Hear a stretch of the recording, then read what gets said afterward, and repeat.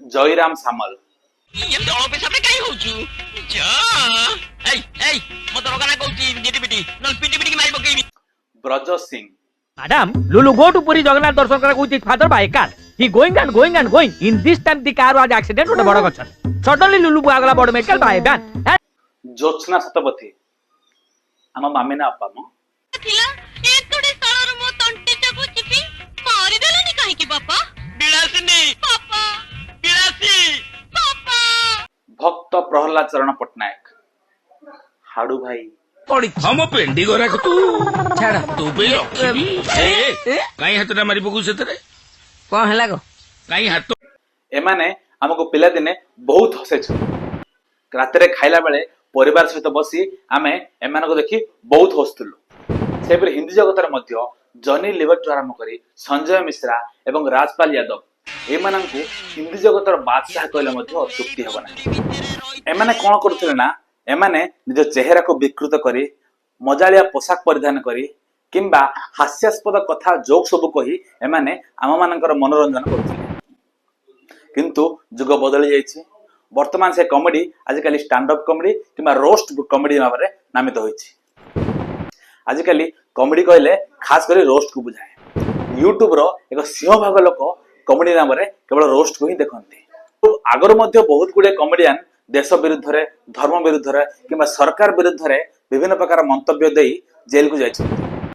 ସେହିପରି ଭାବରେ recently India got ଲ୍ୟାଟେଣ୍ଟ ନାମକ ଏକ ଶୋରେ ସମୟ ରୈନା ତାଙ୍କର ଅତିଥି ଏଜ ଏ ଗେଷ୍ଟ ରଣବୀର ଆଲାବାଦିଆଙ୍କୁ ବୋଲାଇଥିଲେ ଏବଂ ସେ ଶୋରେ ରଣବୀର ଆଲାବାଦିଆ ଯିଏକି ବହୁତ ଜଣଙ୍କ ଆଦର୍ଶ ବି ଥିଲେ, ତାଙ୍କର ଦ ବିୟର ବାଇସେପ୍ସ କରି ଗୋଟେ ୟୁଟ୍ୟୁବ ଚ୍ୟାନେଲ ବି ଅଛି, ସେ ଏମିତି କିଛି କଥା କହିଲେ ଯାହା ଦ୍ୱାରା ସମ୍ପୂର୍ଣ୍ଣ ଇଣ୍ଟରନେଟ ତାଙ୍କୁ ଏବେ ଗାଳି ଦଉଛି। What your parents have said every day for the rest of your life, or would you join in once and stop it? A show ବିଷୟରେ ମୁଁ ବେଶୀ କିଛି କହିବାକୁ ଚାହୁଁନି। ଯଦି ଏ ଶୋରୁ ସେ ସମୟ ରାଇନାଙ୍କ ମୁହଁରୁ ଯଦି ଏହିପରି କିଛି ଖରାପ ଶବ୍ଦ ବାହାର କରିଦେବେ ତାହେଲେ ସେ ଶୋରେ କମେଡି ନାଁରେ କିଛି ବଞ୍ଚିବନି। ଆଉ ଆଜିକାଲିର ଯୁବକମାନେ ଏହିପରି ଦି ତିନିଟା ଅଭଦ୍ର କଥା ଏବଂ କମେଡିକୁ ମନେ ରଖି ନିଜ ସାଙ୍ଗ ଆଗରେ କହି ବାହାଦୁରୀ ମାରୁଛନ୍ତି।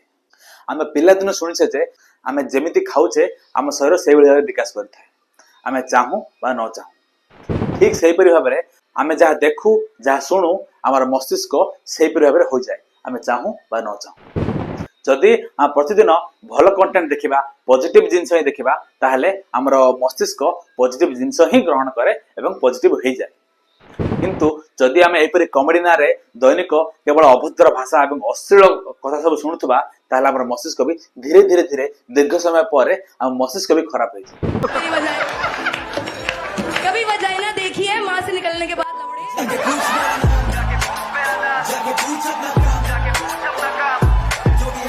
ଯୋଉମାନେ କମେଡି କରନ୍ତି ସେମାନେ ତ ଗୋଟେ ମୋଟା ଅଙ୍କର ପଇସା ନେଇ ଘରକୁ ଚାଲି ଯାଆନ୍ତି, କିନ୍ତୁ ଯୋଉମାନେ ସାଧାରଣ ଲୋକ ଆପଣ ଆଉ ମୋ ଭଳି ଲୋକ ଏମାନେ ଜୀବନ ସାରା ଏଭଳି ଫାଲତୁ କଥା କହି ରହିଯାଆନ୍ତି। ସମାଜରେ ସେମାନଙ୍କର କୌଣସି ଭ୍ୟାଲ୍ୟୁ ରୁହେ ନାହିଁ। ଭାରତରେ ବହୁତ କମେଡିଆନ ଏବଂ ବୁଦ୍ଧିଜୀବୀ ଏହି ପ୍ରକାର ରୋଷ୍ଟ କମେଡି ଏବଂ ଅଶ୍ଳୀଳ କମେଡିକୁ ବିରୋଧ କରି ଆସିଛନ୍ତି। କିନ୍ତୁ ଆପଣଙ୍କୁ କଣ ଲାଗୁଛି ବିନା ଅଶ୍ଳୀଳ କମେଣ୍ଟରେ ବିନା ଅଭଦ୍ରତାରେ କଣ କମେଡି ହୋଇପାରିବନି? କମେଣ୍ଟରେ ଲେଖନ୍ତୁ।